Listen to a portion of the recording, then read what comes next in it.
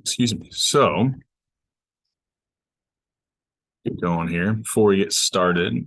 For those of you who are on class Wednesday, because of all the weather stuff, I will upload those iClickers, but it'll kind of just be a couple points. I'll just give you the points of extra credit. A couple points of extra credit. Count if you weren't here against you that day. However, today I'll be using it again and kind of upload those. So you'll see those pop up at the same time. I don't know if I'll get to it this afternoon. I've got to drive somewhere after class, so might not be till later this evening, but you'll see those pop up there. I'll also put up kind of the next smart book, so it'll be like the next chapter of material that we're going to cover, just in case you want to kind of prime yourself before we kind of cover it next week. I'll just throw it up there. It won't be for any points, just like the first one. Kind of see there's no points associated with it. And then we have those two assignments that are both now, I changed the due date I mentioned on Wednesday to next Wednesday. So they're both due at the end of the day next Wednesday, right? So you should have everything you need to go through and answer those questions or work through the entire Excel assignment. After today's class, you'll have everything you need to work through every single question, every single part of every question on that Connect assignment as well. Okay. Questions from me before we jump into it here today? Getting worried about the low turnout here, but so where did we leave off last class? So we were talking about weighted variances and weighted weighted means, right? So these were our kind of two variance equations that we had. Really the same thing. We were saying the sum of our weights is the same as the number of observations in the original data before it was grouped, right? And really the variance calculation was very similar. Right? We're still taking deviations from the mean squared. It's so we now have this added step of multiplying those deviations by the weights, right? So just as a reminder, what would we do for a weighted mean? Well, there we're just simply taking the X values for each group, multiplying by the weights. And then same kind of idea there. Instead of dividing by n, we now have to calculate n by adding up all those weights. Okay. So let me write this one up here as well before I take it off the screen. Okay. So we're going to basically, we calculated, I went through one example last class. I have some other slides here with just some additional data and some variances calculated if you want some additional practice and try to reproduce these, right? So we'll go through another problem and we'll work through it, but these are ones if you want some extra practice, okay? So we did weighted means, weighted variances last class. I think I mentioned or alluded to, we may not just have group data, with one specific X values, but we might have kind of our histogram data sometimes, but we can't see the original data that was used to create this histogram, right? So we've got our bins, right? And we've got the frequency or the number of observations in each bin, right? Well, if I have this satisfaction rating, I might be interested in what was the average or what was the mean satisfaction rating from all of these different people, right? Well, I can't see the original data. All I have is this group data, right? It's just now it's grouped by bins, right? The actual values. So here, my weights, right? I know that if I'm looking at that middle bin, 42 to 44, that represents 25 observations, right? So that satisfaction rating should carry a lot more weight than the 48 to 50 satisfaction rate, because that only represents 2 observations, right? So these frequencies are going to become our weights, right? So all we're going to do is just write it out a little differently, where we identify, okay, we're using frequencies now instead of weights to calculate this mean. The other thing is, well, what values am I using for X? The satisfaction rating variable is my X variable, but I've got ranges of values. So like 36 or 38, what do I use there? All we're going to do is use the median or the midpoint of that bin, right? So for the first one, and we'll write this out like this, right? Using our midpoint now for that X variable. Whoops. So there, right? So for the very first one, what would this look like? So we would go through, take that very first bin, the median or the midpoint would be 37, right? It's exactly in the middle of 36 and 38, 37. Multiply that by the frequency, write that number down. Then go to the next bin, take the median or the midpoint of 40, multiply that by 15, then write that number down. Do that for every single one of these bins. Then the last step, or sorry, the last 2 steps would be add all those values up and then divide by the sum of my frequencies, right? So Very similar to what we're doing with kind of, last class. It's just slightly different now because we have this range of values. So we have to use the median or the midpoint as opposed to like knowing exactly one specific X value. Okay. So if you're thinking about like what the mean is here, like if you had to guess, like, what values is probably gonna be pretty close to.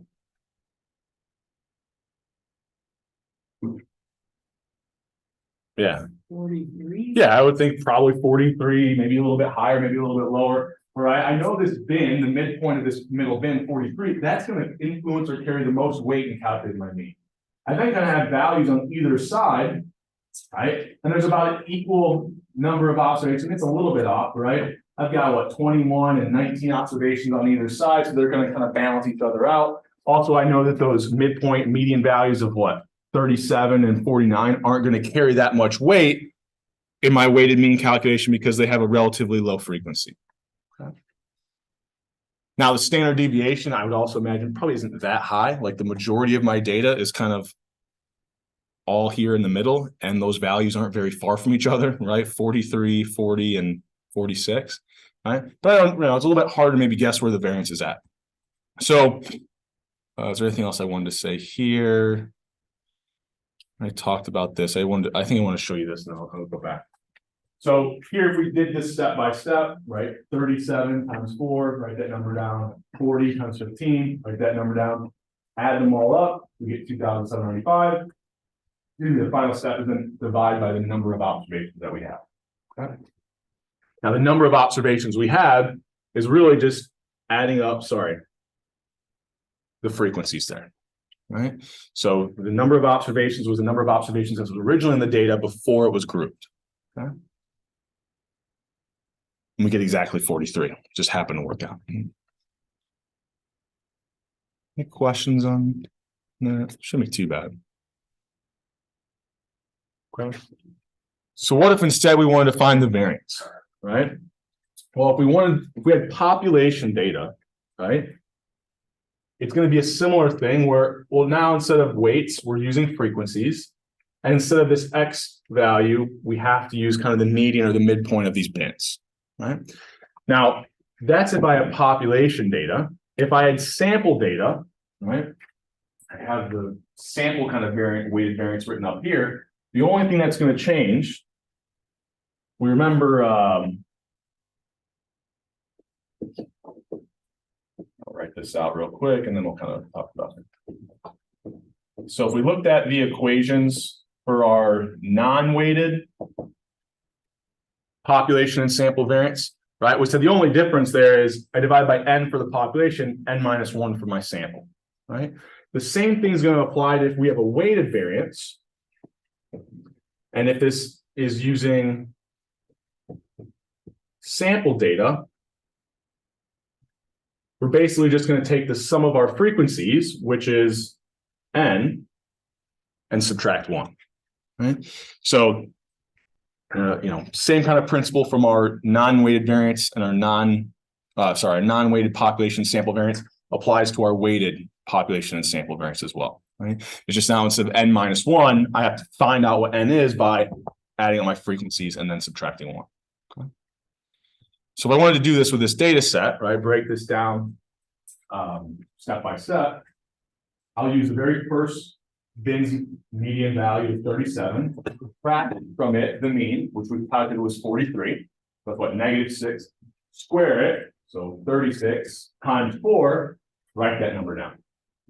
And then go to the next observation, take its midpoint or mean of 40, subtract that mean of 43, so -3, then square it, 9 times the frequency of that bin, 9 times 15, write that number down.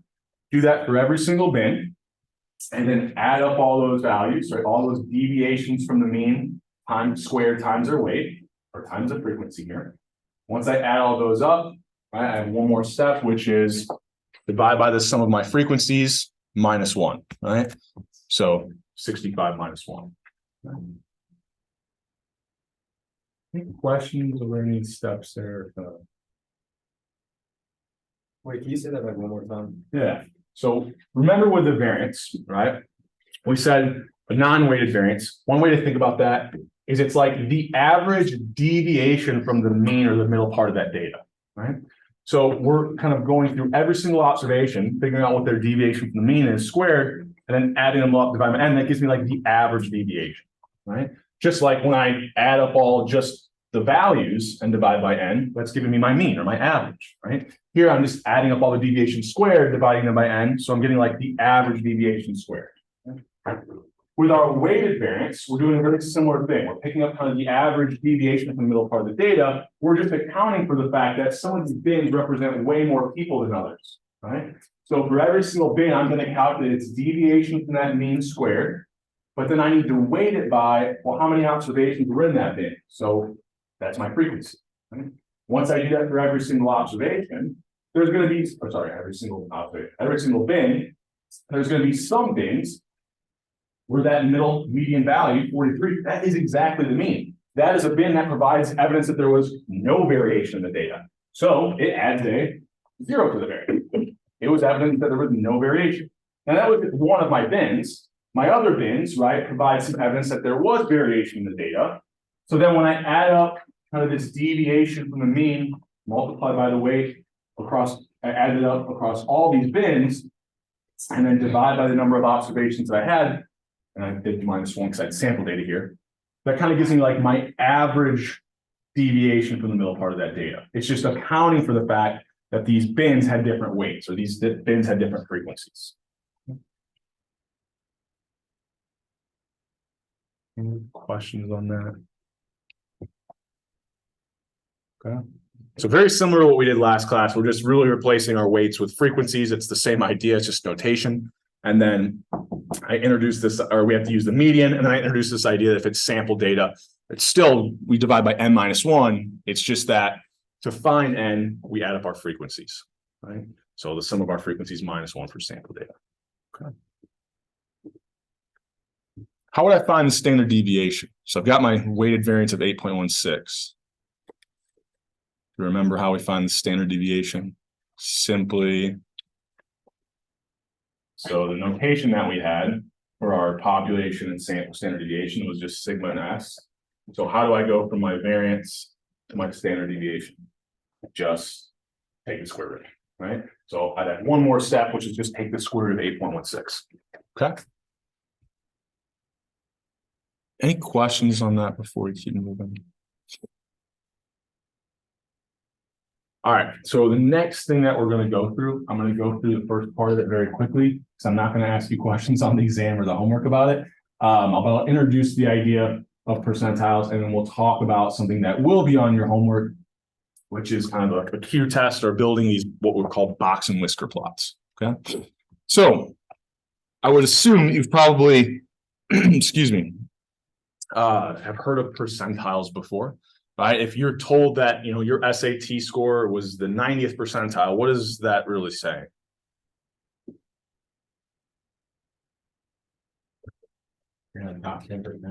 Yeah, your test score, right, was in the top 10%. Or said differently, 90% of the other test scores were below yours, right? So we can think about this either way. Whatever percentile we're interested in, oops, there's going to be, you know, the 75th percentile. Then we would have that value was greater than 75% of the other data, or less than 100 minus that, right? So 100 minus 75, 75th percentile would be the value that's less than 25% of the data. So that's all a percentile means, right? So how we find these percentiles, you know, I've got a little graphic, like this is like not just SAT, ACT scores, but maybe when you're young at the doctor, right, they have these charts about like, given your, you know, given your age, what's, you know, what height and weight are in different percentiles. So like you're 16, you're 63 inches, you're in like the 5th percentile, right?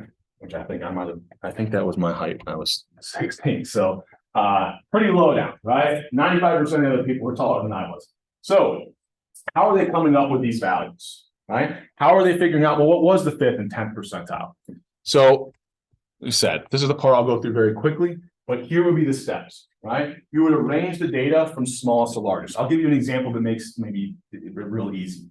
Let's say I have 100 people, right, in my data set. I'll arrange, say, their height from shortest to tallest, right? If I then want to know, well, what's the 90th percentile? I'd go to the 90th tall or 90th position, right? That person's height would be greater than 90% of the data, but less than 10% of the data, right? So that's easy to think about if I had like 100 people, because then every single person just represents one position and I can figure out percentile easily. If I have like 53 observations, well, then what position gives me the 90th percentile? I have to actually figure out what that position is. How do I do that? I take the number of observations in my data, plug that in, plug in the percentile I'm interested in, and then this equation would give me the position that that percentile was in. So, you know, maybe if I'm looking at 53 observations, the 90th percentile would be in the 46th position. So once I have the data range, I just go down to what the 46th, highest observation was. That would be my 90th percentile. Now we've got some things called like interpolation that we might have to do. We might go over that a little bit on Monday, but I'm just going to punt on that for today. We'll kind of skip this. I'm not going to make you actually calculate the percentiles on that homework, but we will revisit this on Monday. Excuse me. But what I do want you to know is once we have this concept and this idea down of percentiles, right, we might want to create something called a box and whisker plot. So what a box and whisker plot is it's kind of giving you like a snapshot of the data, but it's also going to allow us to do something which is called the Q test, right? To determine whether or not we have outliers in our data set. So for instance, like if I had a variable income and like I know it should probably be like for the majority of observations between 0 and I don't know, a couple 100,000. If I see an observation that's like 3.9 million, I'm like, well, that's an outlier, right? That's an anomaly. Not, 99.99% of my observations are going to be within this smaller range. So how can I justify maybe throwing out that 1 millionaire so it doesn't skew my data, right? So anything, these extremely high or these extremely low values that might skew my data, can I come up with a reason so I can get rid of them? Because that's the Q test. And so what we'll do is figure out the 25th, 50th, 75th percentile. I think in your homework, this is like things are like given to you, right? They don't make you calculate them. We can in practice from like the process I was just describing. But if you're given kind of what those different quartiles are, so we call the 25th percentile the first quartile, right? That's the first 25% of the data. And the second quartile would be the 50th percentile is the second quartile. And then the 75th percentile is the third quartile, right? And the fourth quartile would just be the highest value, right? We're all the way up to all the data, right? So we calculate these different quartiles of percentiles, and notice the 50th percentile, that's the definition of the median, right? The value that would be greater than 50%, but below 50% of the other observations. Okay? So once we have these values, and you can do this vertically or horizontally. So let's say, make this one kind of easy. So let's say this was the value I found for my first and third quartile. Right? I would kind of plot those like I had an x-axis down here. You can kind of imagine I'm just plotting that at 20 and 40. Right? But we don't usually display the x-axis. That's just kind of how we're, that's how we're plotting things. We then might have the second quartile or the median be 35. Right? So just from plotting these three quartiles, we can kind of get an idea about, well, what's kind of the width or the range of this data, but also is the median a little bit closer to one of those sides that would kind of reflect to us here that that first quartile is being pulled down a lot by some extremely low observations, or I might have a little bit of a left skew to my data there. Right? If I had the median was say 25, well, then I would have this, there's a right skew to my data, right? Once I have that box plotted, right, the next thing I want is what we call the whiskers, right? And so how do I find kind of what we call our upper and our lower limit, or where can I plot these whiskers at, right? So I want to plot something out here. This is my upper limit. And then I'll plot something over here. This will be my lower limit, right? But how do I find those? I first find this thing called the interquartile range, or IQR here I have it written out. That interquartile range is simply the difference between the first and the third quartile. So here, what would my interquartile range be? 20. Yeah, 40 minus 20, so 20. I then multiply that by 1.5, and then So if I do that, just to kind of give an idea here, we got 30. I then take that interquartile range times 1.5. I add it to my third quartile to get my upper bound. So 30 plus 40, my upper limit is 70. And I subtract it from my first quartile to get my lower bound, right? So 20 minus 30 is -10. Right? Pretty easy calculations, I think. Any questions on that before I continue? I think the calculation part's relatively easy. If you're given the first, third, and second quartile, I think the process isn't too bad, right? But once you have this plotted out, the real value of this is to say, okay, look, if I see an observation that has like a value of 80, or it's above my upper limit, it gives me statistical support for getting rid of that data point or getting rid of that observation from my data set, right? Because it's so far away from where the majority of my data is, right? That I'm okay, just, I'm saying it's an anomaly, or maybe it's a data entry error, like something weird's going on with that one observation, and it's going to greatly skew my data, right? Now, you can imagine, like I chose some pretty close numbers here, but if I'm dealing with something like income, well, then my interquartile range times 1.5, I'm going to have some, whiskers that go out pretty far, right? So I would need some extremely large values that would probably be greater than my upper limit in those instances. But here, this kind of gives you the idea, right? Once I have that upper and lower limit, anything that's outside of that range, like even if I saw like -20, right? Those are going to be observations that I can then get rid of in my data set and then calculate my statistics like the mean, the variance and things like that, right? So this is like statistical support. We call it the Q test. So then there's the great meme. So please don't reject me as an outlier because you are the Q test, right? So anytime we see something that's outside of this upper and lower limit, we can reject it, right? Or we can get rid of that and label as an outlier, okay? Any questions on this idea? Like I said, I know there's one question, I think, on the homework related to this. We're going to transition a little bit into thinking about relationships between two variables. So we've talked about this a little bit in the context of a visual kind of representation, creating those scatter plots, right? And then thinking about, okay, given this scatter plot, where's the line that kind of best fits this data, or what's the relationship between X and Y? So, we might think about as X goes up, what happens to this other Y variable? Does it go up? Does it go down? Does it not change much at all? And we're going to have two statistics that we can calculate that capture this relationship, right? So the covariance and the correlation or correlation coefficient are going to be the two measures that we use to measure the relationship between two variables, say X and Y. Okay? So, show you the formulas, and then we'll kind of think about the covariance here in a second. So, what we're going to do is go through every single observation, right? And maybe I've got something like, I think the first example I use is height and weight, right? So I've got my X variable is height, my Y variable is weight. I can calculate those means, right? We know how to do that now. So I would find the average of the mean height and the average of the mean weight. Then for every single person in my data set or every observation, I'll find out how far away from that from that mean height is that first observation height times how far away is that first observation's weight from the average weight.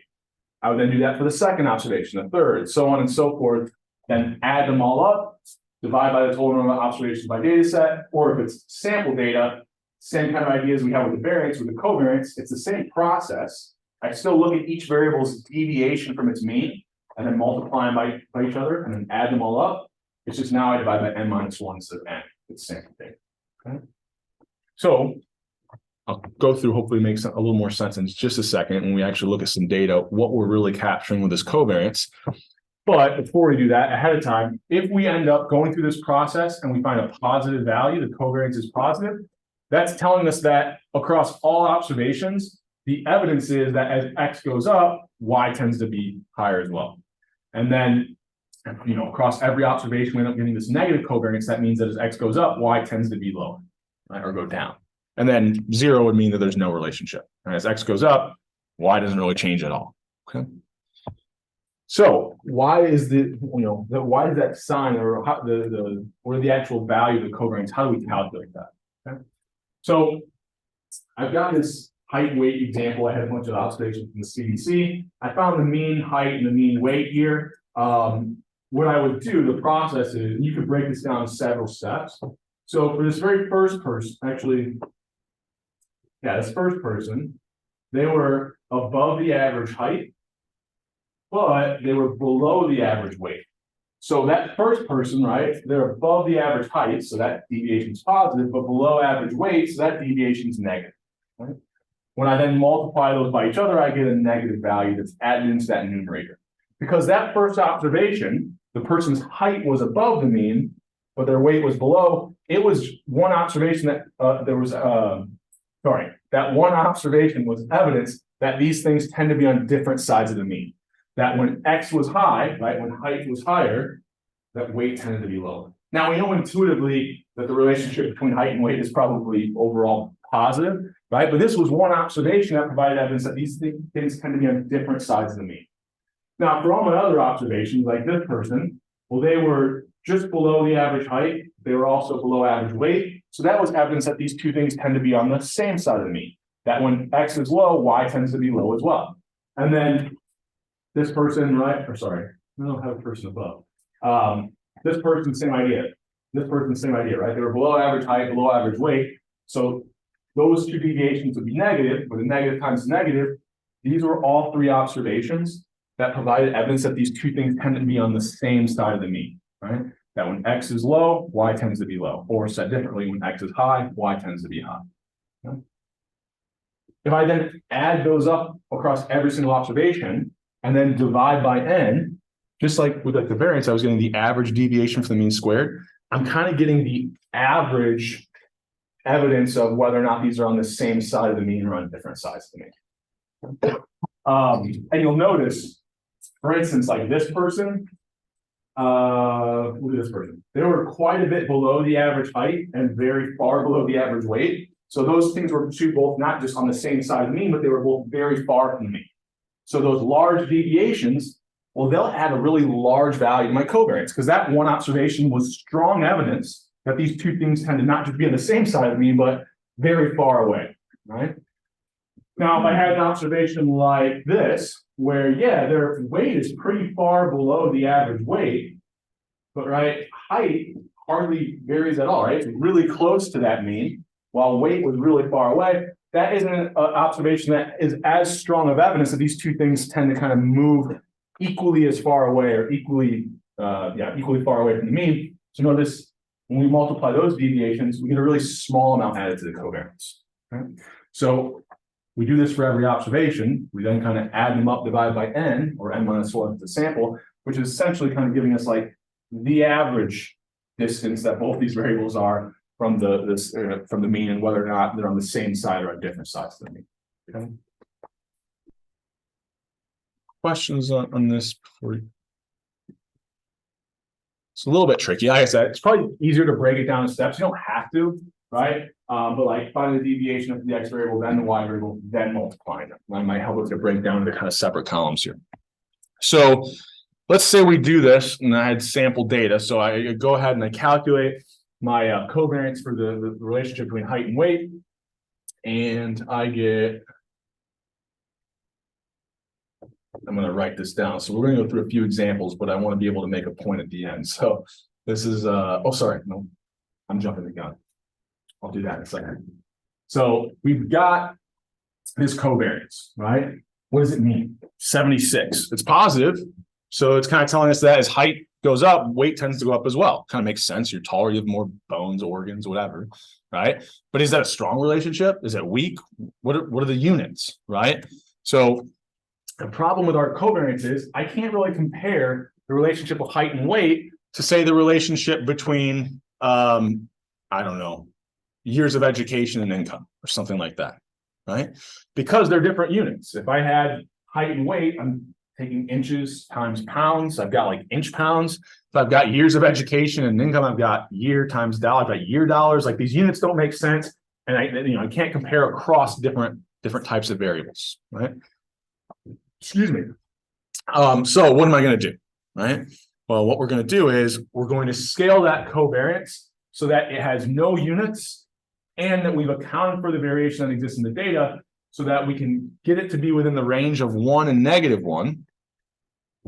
And we can now, with a unitless measure, compare the strength of the relationships between, say, height and weight, and then years of education and income, and whatever two variables we're interested in, right?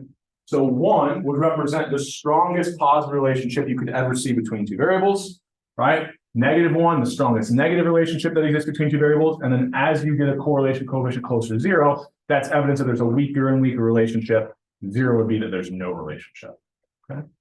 So how do we scale our covariances, whether or not it's a population or a sample, right? So we'll kind of call this rho and R. So population correlation would be rho, the Greek letter rho. A sample correlation coefficient would be kind of our English lettering of R. Okay?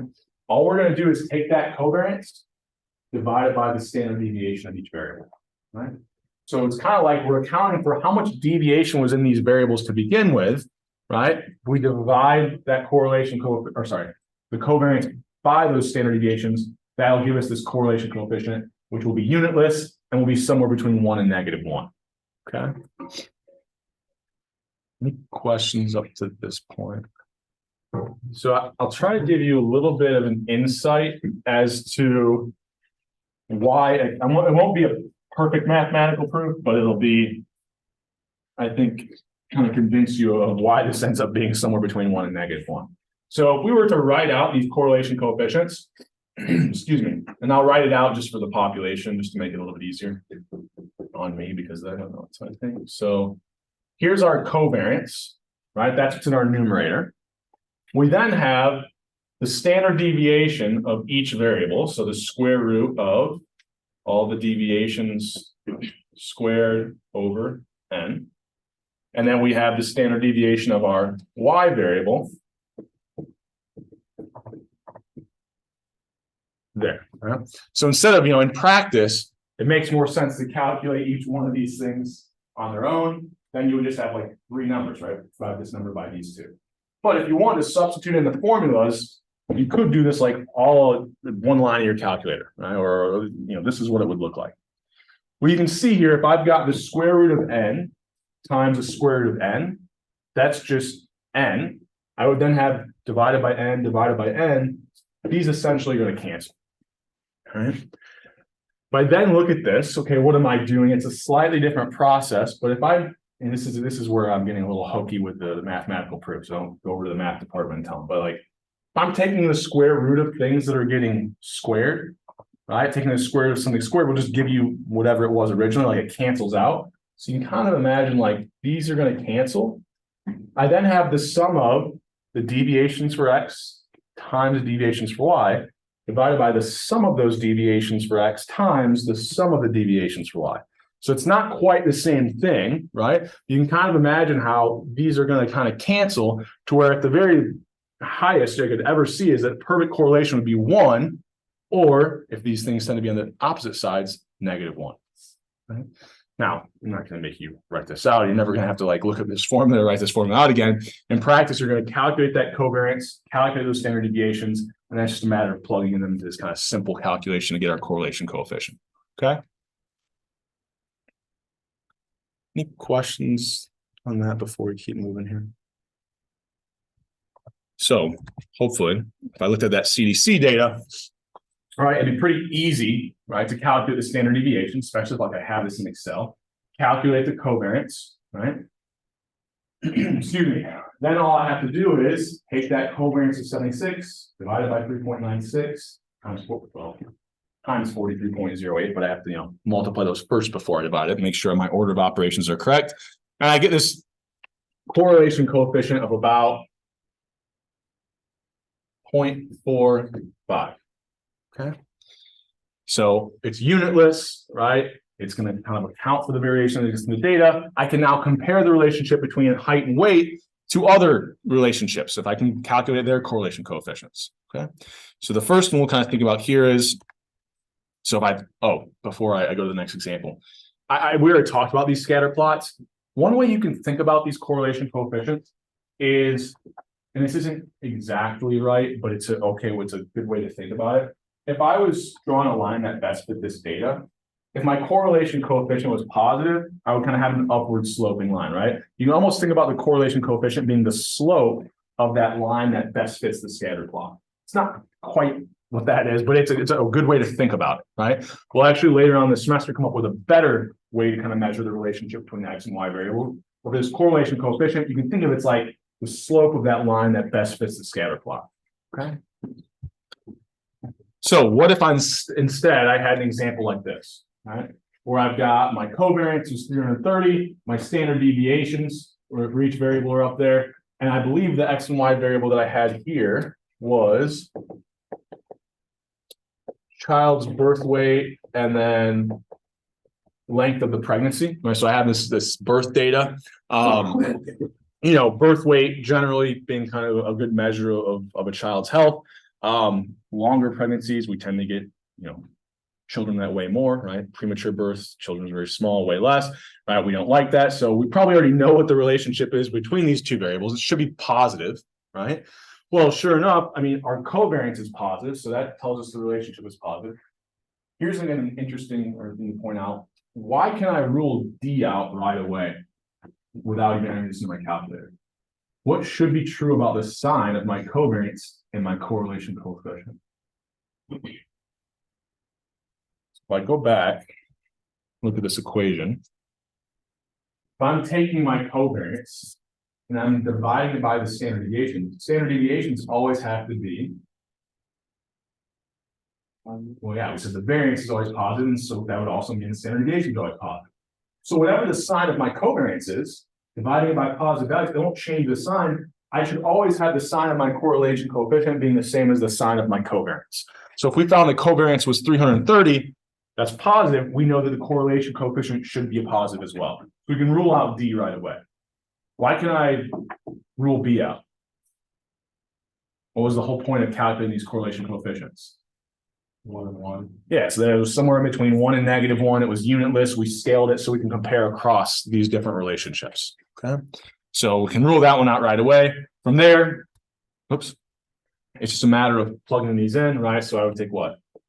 330 divided by 8.13 times 48.51. Now, if I'm not careful with my order of operations, and I just say like 330 divided by 8.13 times 48.51, it might first divide 330 by and then multiply by this number. So if you want to even break it down, steps, make sure you're using parentheses around this, or calculate what the denominator is ahead of time, then you would just have this number divided by this number. Okay. Does that make sense what I was saying there, breaking it down to steps? It's just kind of preference if it's easier for you on whatever calculator you're using. So I'll give you guys a little bit of time to work on this one, and then we'll kind of talk about it. Work through one very similar just prior to this. So let's say, and this will make a little more sense. I've got a story that goes along with this one in a second. But let's say I had some variable, call it beauty, but I'm somehow measuring someone's like attractiveness, and then I have what their wage is, right? Like I said, this will make sense in here in just a second. But I calculate that covariance between those two variables. I then have the standard deviation of each variable, right? And I just want you to simply find what that correlation coefficient is. Okay. I think this was like 6. So, like I said, talk to people around you, work on this for a minute or two, and we'll kind of come together and talk about it.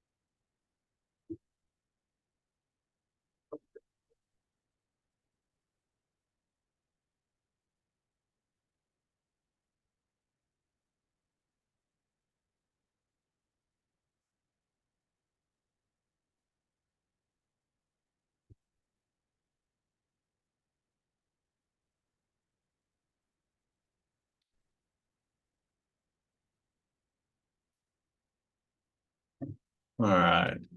If you haven't gotten an answer in, take your best guess here. Yes, a couple more seconds. Yeah, everybody. See, I think it counted 23. So make sure you're getting your response in. 22. All right, I'm gonna close it out. There we go. So hopefully, I'm always afraid to look at these. Okay. So right away, right, which answers can we rule out? Yeah, A and B, right? It's the exact same thing we just talked about prior. The sign of this correlation coefficient has to be the same as the sign of my covariance. My covariance is small, but it is still positive, right? So I know it has to be either A, B, or C. I know it can't be A. The whole point of calculating correlation coefficient was we wanted it to be between 1 and -1. That doesn't make any sense. From there, I can take a 50-50 guess at B or C, even if I didn't want to plug these in. But, you know, this should be a pretty easy calculation. All I'm doing is taking that covariance, dividing it by the standard deviation of each one of these variables. I think if I do that, I get 0.06. Okay. Any questions on this? Are you multiplying the denominator? Yes, yeah. So, right, we're multiplying the standard deviations. If I can get my slides to work. There we go. Right. You're multiplying these standard deviations by each other and then dividing by that product, right? So that's why I said you could break it down in steps, even multiply them first, and then you just have like one number right there in the denominator. That would make it a little easier. Any other questions on that one before we keep moving? That's what 0.84, and we just found the correlation coefficient between, call this beauty variable and wages, was 0.06, right? So we've got three different types of relationships here. What I can then do with my correlation coefficient is start to compare the relationship between different variables. So I could rank them here where I could say, look, the relationship between length of the pregnancy and birth weight is way stronger than the relationship between adult height and weight. And both of those are much stronger than a pretty weak relationship between someone's looks and their wage, right? I mean, this is pretty close to zero, right? So I can start to kind of rank the strength of relationships. You could also imagine, let's say I did exam scores and the hours of Netflix watched during that week, right? And I don't know, let's say it's negative 0.25 or something, right? I can actually rank the strength of relationships regardless of the kind of sign or the direction, right? So here is the, hours of Netflix watched during the week goes up, not studying for the exam, so the exam score goes down. That's why I'm thinking of a negative correlation here. But that correlation is a lot weaker than the relationship between adult height and weight. It's also weaker than birth weight and length of the pregnancy. It's a stronger relationship, even though it's, the direction of the relationship is going in the opposite direction. It's still stronger than the relationship that exists between kind of, attractiveness or beauty and wage. Okay. Does that make sense how you can kind of rank those? Because they're not all unitless, right? And they're scaled, so I can make these kind of comparisons across these different types of relationships. Okay. So this might seem kind of like a weird example. I had this clip and I can't get the sound to work for some reason today, so that's kind of a bummer. You shouldn't have it in the slides if you want to watch. It's like a 5-minute clip. It's pretty funny from the old Daily Show. Before, I don't know, when Jon Stewart used to be, in my opinion, more funny. But the whole point of it is they introduce this economist and he's talking about like whether or not he comes across as kind of weird and creepy, but he has done a lot of research to kind of look at whether or not there's like discrimination against people who aren't attractive, or if there's advantages that are given to people who are more attractive, right? And so, one of the interesting things they did, the study that they did, was they had the exact same resume, right? So same school, same degrees, same work experience. But they created different LinkedIn profiles where they used different photos associated with that resume.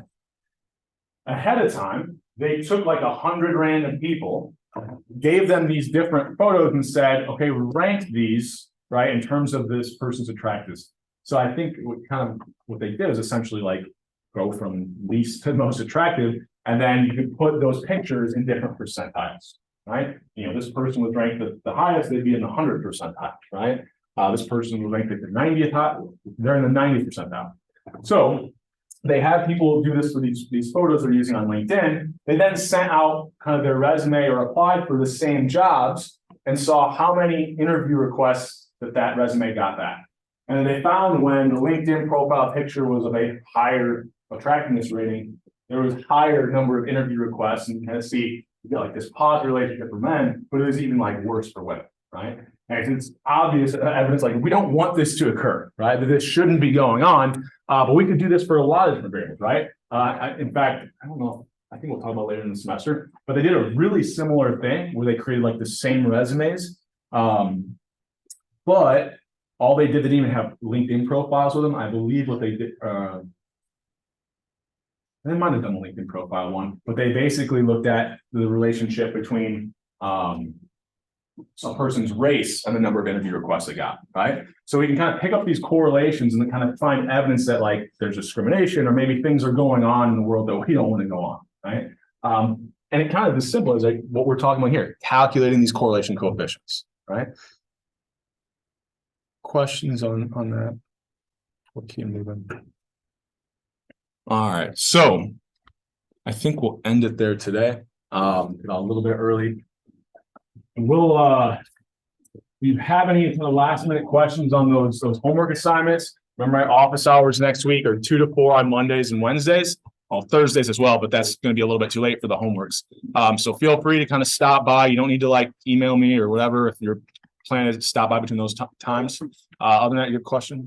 I was looking at the Excel assignment, and some of the questions had like, write a sentence about like analyzing. Oh yeah, so for that Excel assignment, if it's easier for you to type out those short answers in Word, you can upload both your Excel and a Word document. Yep. All right, have a fun, safe weekend. I'll see you guys on Monday.